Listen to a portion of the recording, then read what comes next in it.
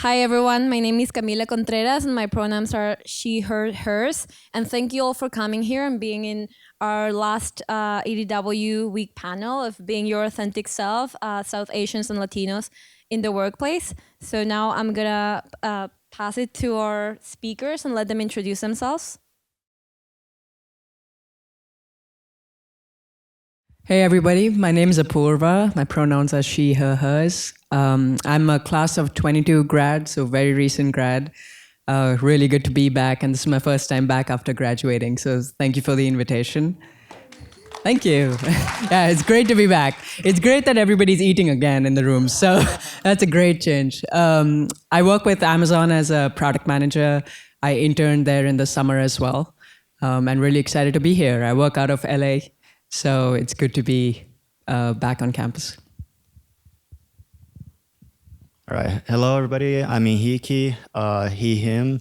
I'm the class of 19, which I think is the longest one here. Also, my first time back, because this is the first time that after COVID, these things can happen. So it's pretty cool to be back. First time on this building, which looks pretty amazing. It's cool to see what they've done here. I work at Riot Games right now, leading what they call the strategic advisory team. Hi guys, I'm Paulina. I'm from Chile. I am class of 2020, and it's also my first time back here after graduation that we just had in July. Thank you. I currently work at Amazon Music, specifically in finance. Since I started, I've been in different roles, so that's kind of a great opportunity that we've had. Yeah, great to be back. Hi everyone, I'm Pallavi. From the batch of 2022. Great to be back here, echoing what everyone said. I work at Mattel as an associate marketing manager on the US marketing team for Barbie. Excited to answer all of your questions. Hope you enjoy the panel and the food. So the first question that I have for our speakers is, as minorities in the workplace, could you tell us a bit more about how do you try to remain authentic to yourselves in the workplace and also outside of it? Okay, I can start. I think one of the most important things for me is being very vocal and advocating for myself. I think if you're in a workplace and in a team, thankfully, that has an open mindset and is willing to learn, they're always open to hearing your opinions, your thoughts, and I feel like that's helped me be very authentic to my ideas rather than just conform or adapt. Yeah, for me, I think it's similar. But in Amazon, we have also kind of different identity groups. One of them is Latinos at Amazon. And I think it's a lot of kind of participating in the events. We had a month of Heritage Month, Hispanic Heritage Month.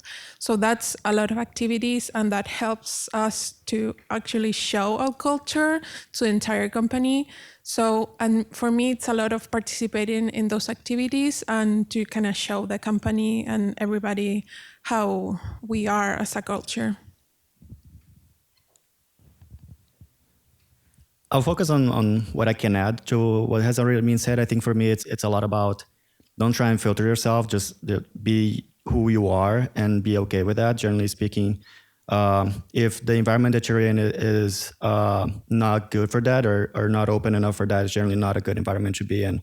And I think throughout my career, I've seen the good and the bad. So this gives me a little bit more perspective, I think. So once you are able to find that center and find, this is how I am. I don't have to filter myself. I can just focus on the work and focus on the people. Everything comes easier and the work is also a lot better.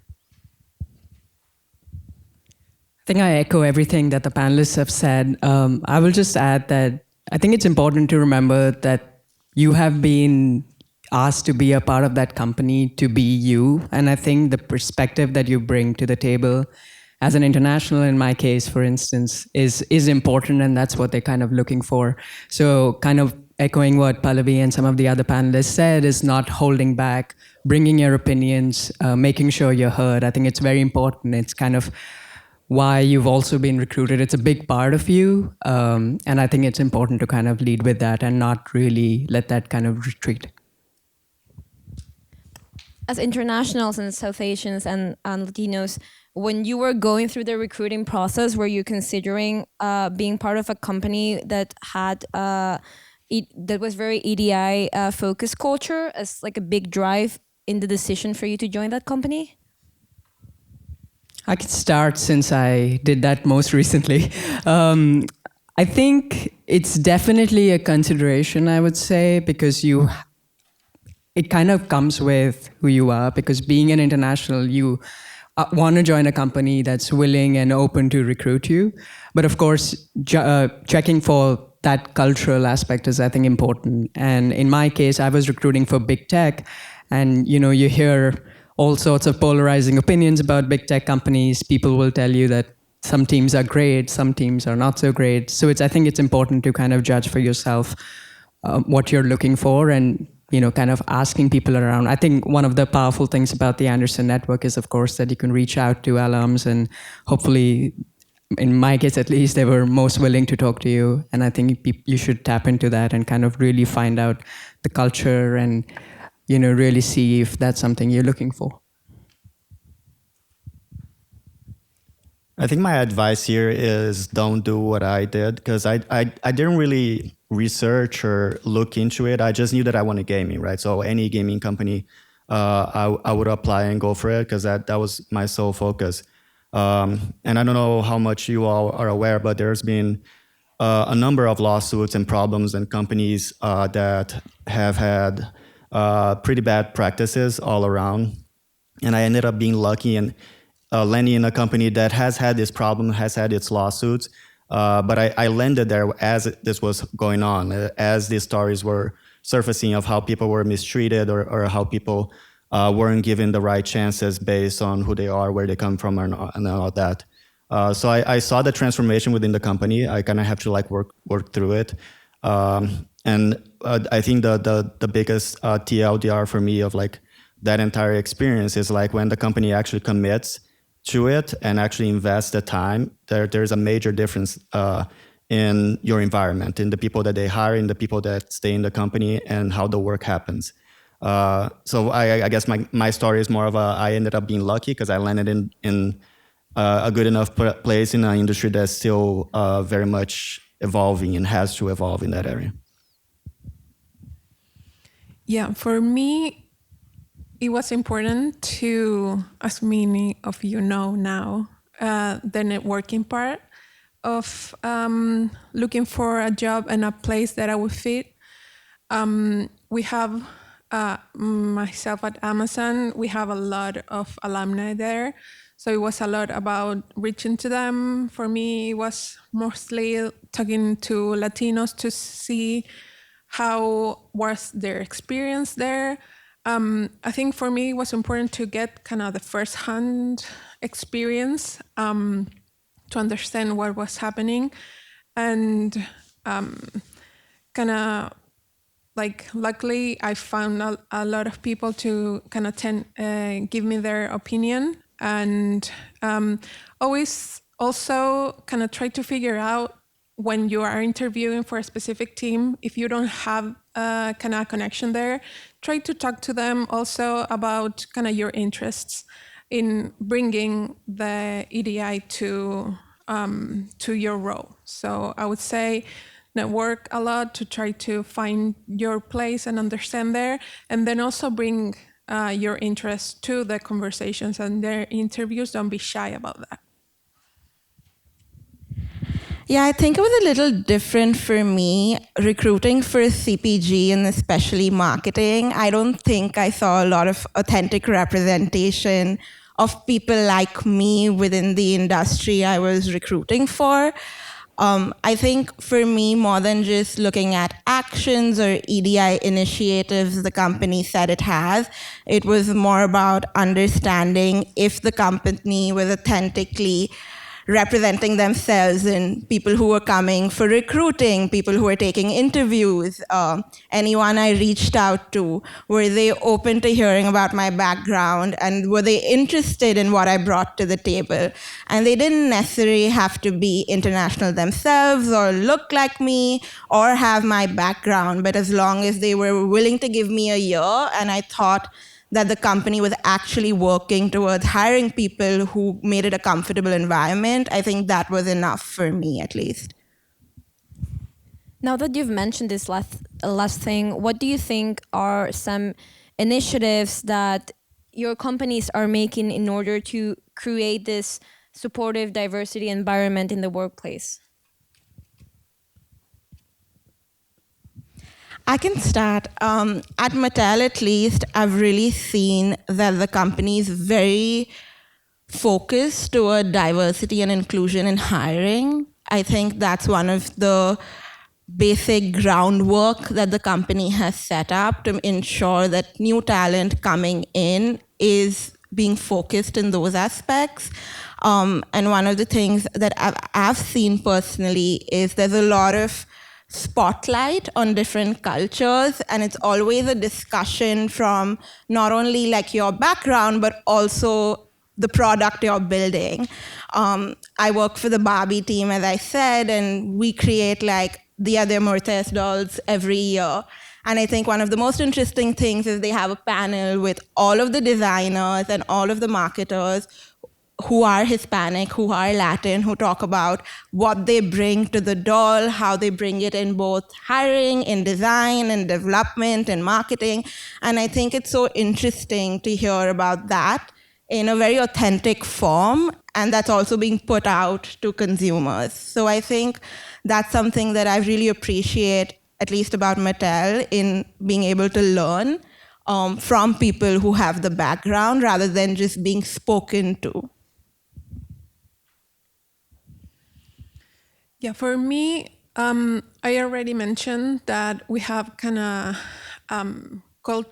different culture groups within the company. I participate in Latinos. That it is given an entire month of the year to show the culture, represent, have a lot of interviews with people within the company, with outside the company. But I will also say that in my day-to-day job, I work in finance, but specifically in podcast. And we have the service is across the world. And it's interesting to kind of see when we do deep dives into the different countries, how you have to consider the cultures within those countries to understand the different products that you offer. And I think that's interesting when you are part of it. You can also give your opinion about what you think they're doing and how everything is developing. So I would say that in my company, in my role specifically, it's interesting to participate in different kind of groups for different cultures, but also in the day-to-day to participate in the conversations and kind of bring your opinion to it. I'll just go next because we're on the same team and I think it's easier to keep context. So I also work on the music podcast product. And from the product perspective, well, I agree with everything that Paulina said about Amazon in terms of course, being such a big organization at a high level. They have all the, the clubs or the identity groups, etc., that you would expect. But from a day-to-day perspective, I think when it comes to product development, very similar to what she sees on the finance front, I think there are conversations about, since we work on content and like the podcast side of things, there are conversations about the actual content that people are listening to, whether it be mental health or women's health, or it could be sensitive topics. How do you want to present that in the product? How do you want to, how do you want to look at people's privacy, etc. And those conversations come in a lot. So, and that's where they look to different people in the group and everybody's perspective comes in. And also from an international angle, of course, like for instance, India is a big market, or even when they're talking about like people who are bilingual, trilingual, how do we serve them as opposed to people who might be only English speaking or speaking one language? So I think those perspectives are accepted really openly in the organization. I think I'll add in two ways. First, on a process perspective, of like how you do this successfully in a company. I agree with all the identity groups, and I think those are important, and participating on those is a way of showcasing your culture. I also think it's important to have a good recruiting process and a good compensation and promotion process. That, with my personal experience in the company that I am in, I think that is one of the things that made the most impact in driving change, where if you can't hire and retain diverse people, then it doesn't matter your intentions, right? It's way too easy to start making biased decisions again. And I think the difference that I saw is going from a process in a way where a lot of the decision making was done by one person. So whoever was a manager decided who they wanted to hire and who they wanted to promote and how much they want to pay people, to changing that to committees, and those committees have to be diverse, right? And just by doing that, the discrepancies become very clear of who's being underpaid, who should be promoted, who's being promoted just because they know the right people. And also it cleans up the recruiting process to hire based on qualification and skill sets instead of like who you gel with the most. So I think those are like the things that if I had to recruit again, I would actually pay a lot of attention of like how the company is handling those processes. And from a product perspective, because I like what you said there of like, a lot of us and a lot of you will end up working for global companies that build products for a multitude of different cultures. And the thing that I've seen happen that is way too easy is you have a new idea, a new feature, a new product that you want to build, and you test it within one market, NA, because you're here, it's easy. And then you invest all the time to develop that thing that you think is going to be a hit, and then it ends up being a hit here in NA because you did not test that thesis in other countries and other cultures, and they all have very different needs. They have very different ones that are based on their culture and their context. And if you miss that as you're doing the research and you're planning your investments, there's a direct negative effect to the company because you end up investing in the wrong things. Many people actually see coming from like a minority or a non-traditional background as some sort of a weakness, at least in the recruiting process, when many companies actually think the opposite of it. So can you give us some examples of how your non-traditional background, whether it is professional or personal, has actually been like a strength for you in your workplace?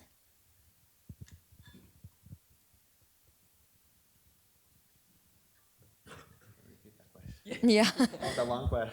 Yeah. So can you give us example about how your non-traditional background, whether it is a professional background or your personal background, and how that has been a strength for you in your workplace? All right.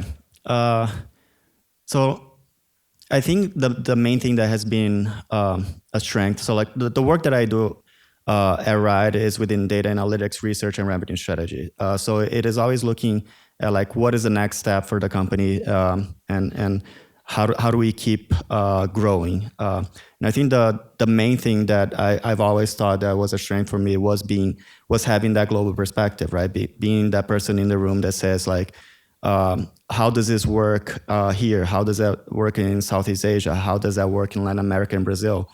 And I think I have a little bit of that. I mean, just my own story. Like I was born in Mexico, grew up in Brazil. My parents are Portuguese. I have family in Europe. I'm in the US. I was kind of like always exposed to different cultures and different people from a very young age. And that kind of like broadened my horizon. And even as I got here, and here is a bubble, right? UCLA is a bubble. It is much more diverse than the rest of the US, and even California itself, but to an extent also is.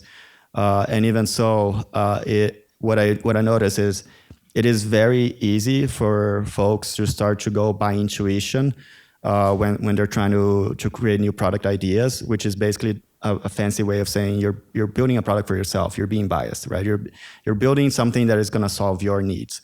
And I myself have failed that in the past. There's been situations where I was trying to decide like what is the right direction for our product. And I brought the perspective like, as a Brazilian, I think this is the direction. This is what's going to resonate with that market. And it turns out that I was completely wrong. I was representing a minority within that country, right? I didn't do the work. I didn't go and actually talk to the people that are going to be using that product.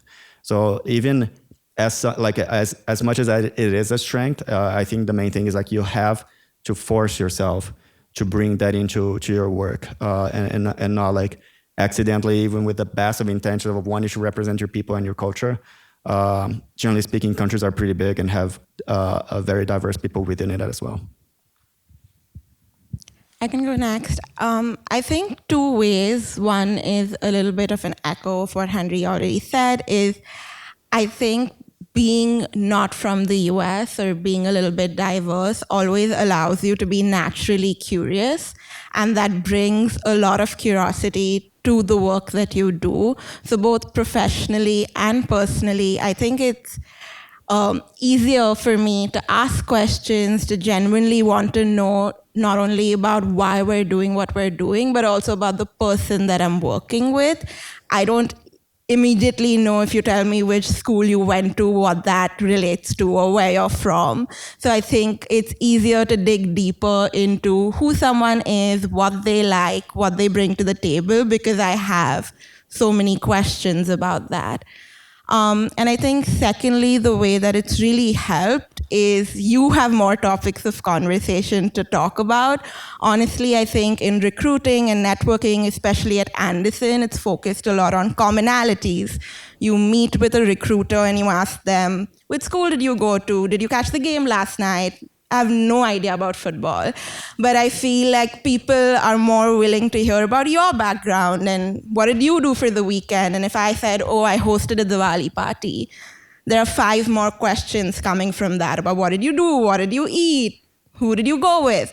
And I think that's so much easier to then form authentic relations and talk about yourself. So I feel like that's been super helpful for me. And I think that's really been a big positive in the workplace.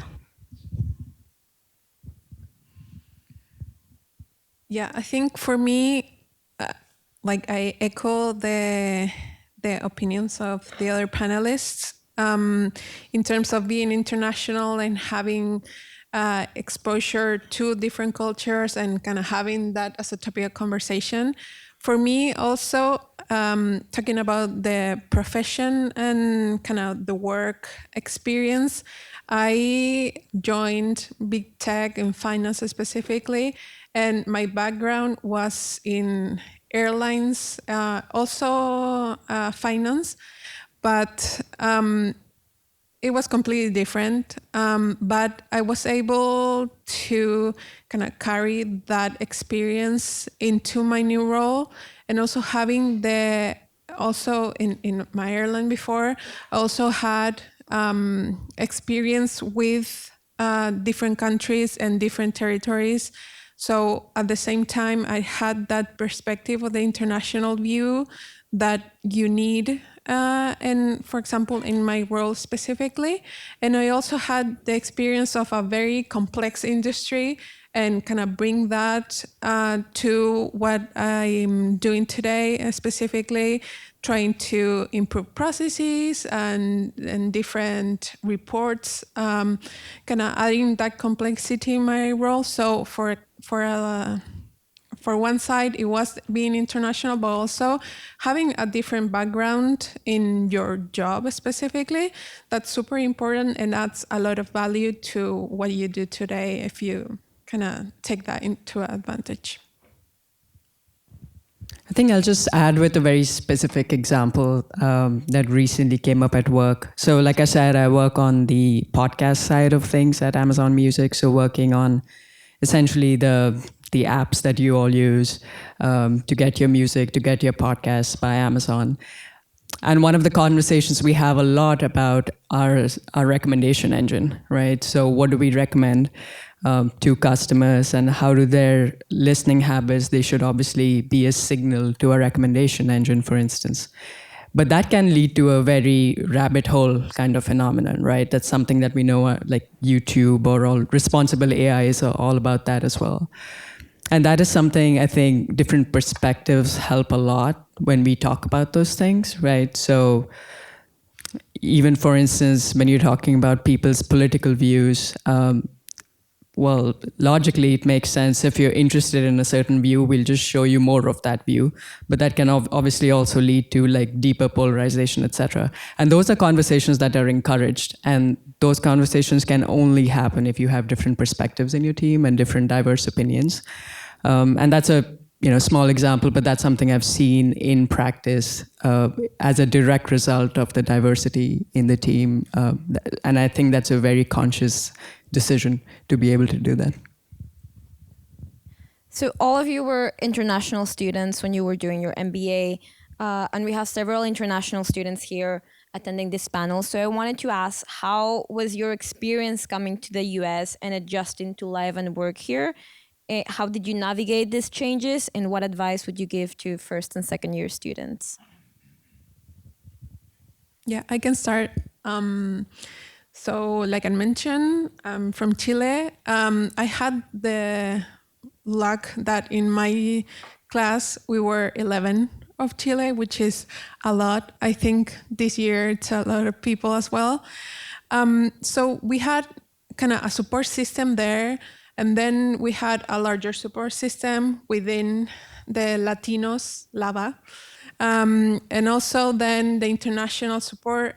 And I think a lot of you might be from Americans as well. And I felt also the support from the American and interest to kind of get to know us and understand our background. I think it was very important to have that support being in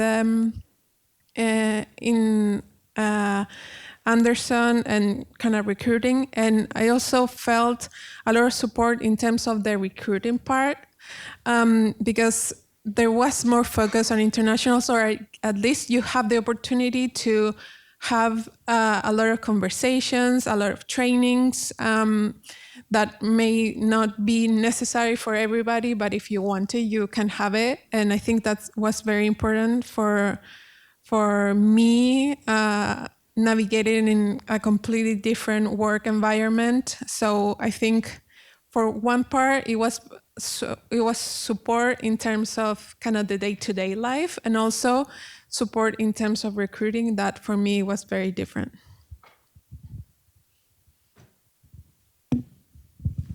I think for me, and I think for everyone, it's super personal the way you approach the big change of like moving countries and locations and leaving behind family and friends. I think something that really helps is focusing on adapting and not conforming. I think you need to make sure that you're doing things that you like, but also are open to exploring. Take time off for yourself if you need to. You don't have to attend every social event, though I will say I don't regret not attending something social versus something that's for recruiting. And I think also take it step by step. I think having individual conversations and building it up with individual relationships is easier than trying to make a group of friends all at once. I think that's a harder step to take. It also depends on the personality you have. But I think that was super helpful for me, having strong individual friendships and then opening that up to forming groups of people and friends and having a support system, etc. And I think finally, there's a line where you should draw where it's good to reminisce, but like to get rid of the, I wish it was like this, or I wish it was like that. After a point, I feel like you've come here to experience this, so experience and immerse yourself in it fully, so that you can take an informed decision at the end of 2 years about whether this is where you want to be, whether you're able to work here, live here, and want to continue doing so. I feel like if you're half in, one leg out, it's the worst of both worlds instead of the best of both worlds.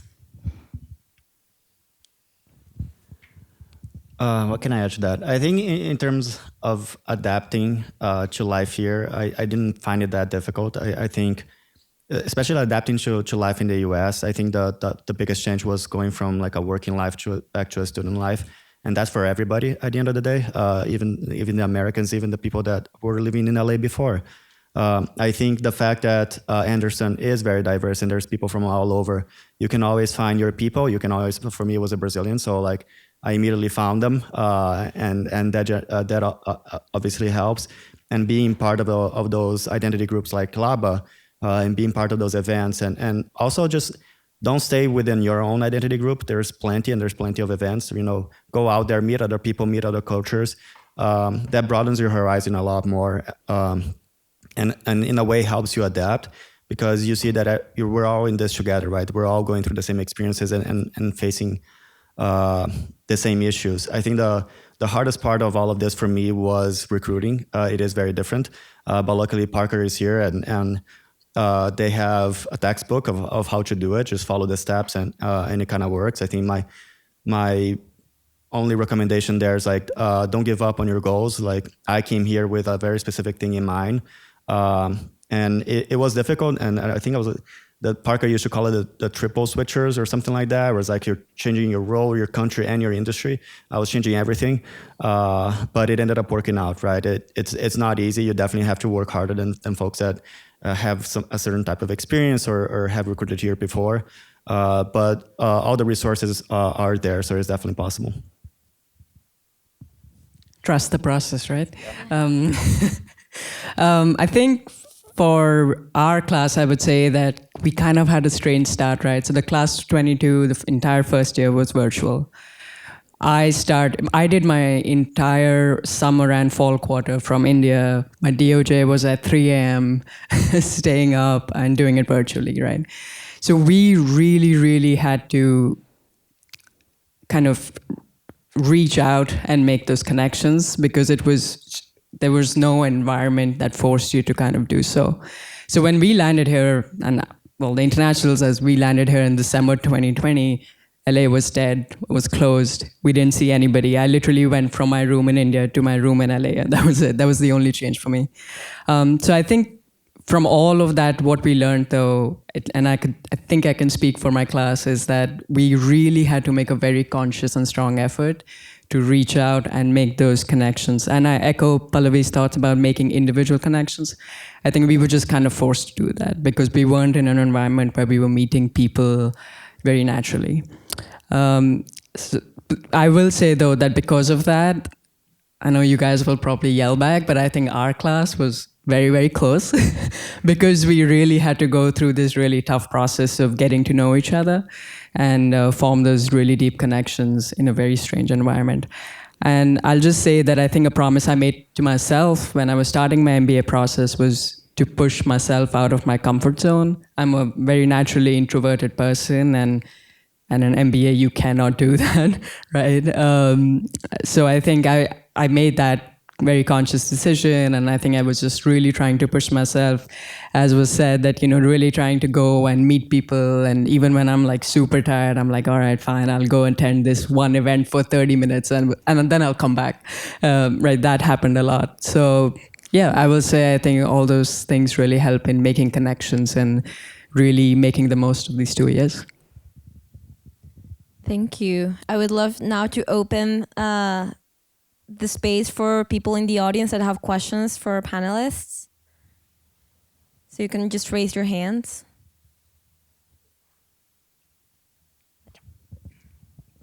Hi, thank you all for being here. I'm Julia Manemba, 23. I would love to hear about your experience. You mentioned Anderson is very diverse, is a bubble. We are all very happy here. What was different when you went to work full time? What was kind of like a shock as you were making that transition? I think I will just say that it's not as easy to make friends out of an MBA environment, right? I went into Amazon and I thought it'll be a like an Anderson kind of experience, but I mean, it's a workplace, right? So obviously there are a lot of soft skills that you learn in an MBA that kind of translate. As I said, I was a super introverted person. Through an MBA, I learned how to do the small talk about football and what happened in the last game and stuff like that. And honestly, that helps. That helps in, making connections and just meeting people, and even like I said about going to events randomly. Obviously, Amazon has events like that, and I think an MBA like kind of made me open a lot to opening myself up to those experiences. I think the biggest difference for me is there's no planned social events. So if you want to see people, you have to plan it yourself. And I think that's a big shift to make, especially if you're like so used to in these 2 years having your weekends, having your trips, having just everything planned out for you. You have so many options. But I think once you go into the workplace, maintaining previous friendships and making new ones, as Apurva said, is all up to you and up to the amount of effort you take. And I think that's a mind shift that you have to make once you start working. What I can add about that, like my own experience in coming here, and my initial experience in the U.S. was in Anderson. And after that, going straight to the gaming industry, I mentioned before, I went into it blind, right? I was like I'm a gamer. I'm gonna work in games. That sounds amazing. Like that's definitely what I want for myself. And what I've learned is the experience of folks that did the same as I and went into gaming is very different, and it's very different based on the culture of the company that you end up on. And there's been many situations of big companies, famous companies that make great games, but once you start digging into it, it's a very toxic and non-inclusive work environment. And this has happened multiple times, and you can just like Google gaming lawsuit and you'll find a bunch. So that's what I mean when I say like it's a bubble. It's like even within the same industry, sometimes even within the same state, you can have companies that are going to provide you a completely different experience. And it really takes a conscious effort from people at every level of the company to actually make it an inclusive company where people of all origins can thrive within. So it's not like a doomsday message. There's a lot of great companies out there, and I think we are also coming from an institution like this and being exposed to other cultures for longer. We can point that out as we see it as well.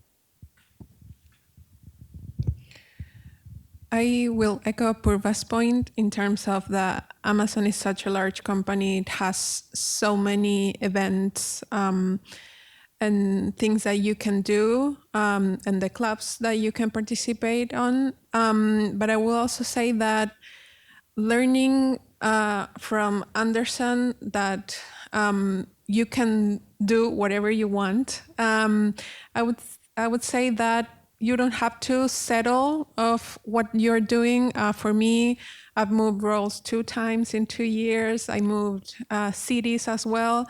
So I think kind of Anderson shows you and gives you the opportunity to do whatever you want, and then in kind of keep that going into your roles and kind of figuring out.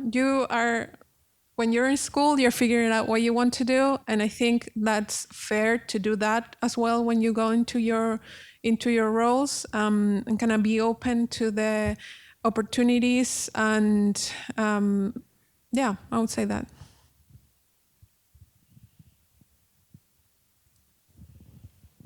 I think there's a question over there.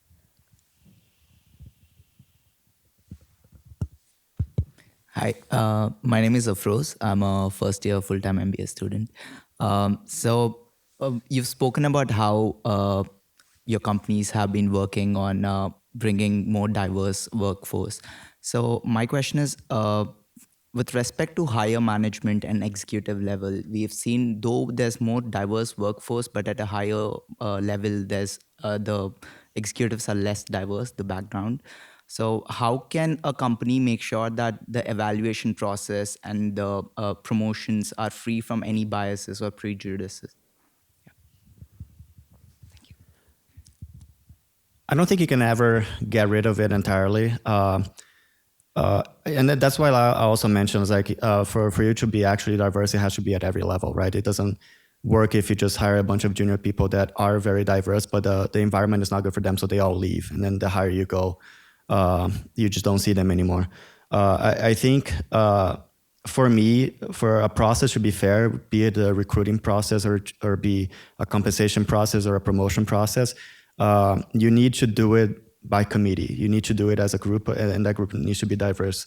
And there needs to be some rigor to that process where there's like clear, it's not metrics, but you need to know exactly what needs to happen for someone to say advance from a certain level to another, or for someone to pass the bar to be hired for a specific role. And I can tell, like, when I was hired at my current company, it wasn't necessarily like that, and I saw the changes, right? It was forced changes, but I think of everything that the company has done, that's probably the one that has been the highest impact, because it changed the profile of the people coming into the company, and it started actually being diverse. And not just in terms of where you come from. Like gaming companies tend to be very male dominated, and as everybody thought that that's because women were not interested in it. Turns out that if you actually do the recruiting process right, yes, there's a lot of them. It's just you never gave them a chance. And the ones that enter, if they don't get the right opportunities, because again, if the promotion decisions and the compensation decisions are done by one person, even if that person has good intentions, it is going to be biased, right? There needs to be checks and balances to those processes to ensure that all those decisions are being done in a fair way. I can't speak for an executive level, but I think on an individual level, two things that I've seen are very important is advocacy and transparency. I think one thing from India or my previous workplace, it's kind of dissuaded to talk about your salary bracket, but I think it's so important to know what other people at your level are earning within the company, the kind of promotions they're getting versus you're getting, whether it's diverse versus non-diverse, men versus women. I think transparency brings so much opportunity for you to be able to understand where you stand and if you're getting compensated fairly. And the other thing is advocacy. I think just generally, I don't know if it's a cultural thing or not, we're less likely, at least I've seen myself, less likely to ask for things I want, ask for a promotion, ask for a salary hike, right? It was, I don't know, kind of ingrained that you're going to get it, work hard and you'll get what you deserve.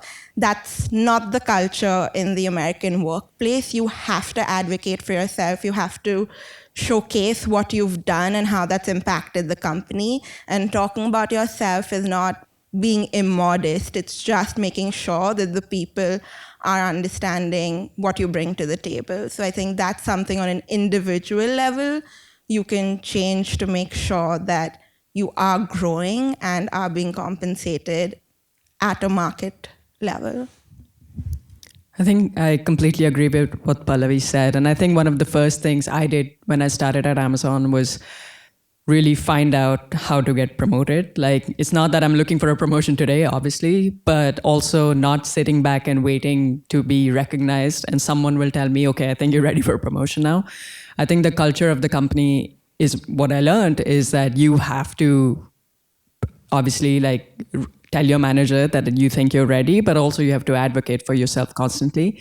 And one of the best pieces of advice I think I got was keep track of the examples, of the work examples you've done, because that helps a lot when you write your 360 review documents or when you write your own promotion packet. These examples that you have throughout really help in really putting your case forward. And I think Amazon also has mechanisms in place. For instance, I think there's 6 other people that need to recommend you who are already at that level. So really building those relationships so that they can kind of refer you internally for a promotion. So I think those kind of checks and balances help in making sure that you're not overlooked. Yeah, I think Apurva described what it's done at Amazon, trying to be as objective as possible within the kind of the career path. But I would say, for my experience as well, the company culture is going to change within different teams. So I think you are going to evaluate how you feel within that company and that team specifically. If you don't feel comfortable, you can move and kind of find your feet somewhere else. I think one thing is as a kind of the large company, you want to make sure that it has like objective processes, but also you can look for like the place where you fit the best, and kind of you see the culture more aligned to what you want. So I'd say also kind of look for that in the company, because I'm thinking more on the big company side, you're going to find whatever you want if you look for it. Thank you. Thank you so much. I would love to thank our panelists, and I would love to thank you for coming. This is the last panel that we have for Embracing Diversity Week. So the people that have attended today and the people that have been attending throughout the week, we appreciate you. So just a big round of applause for our panelists.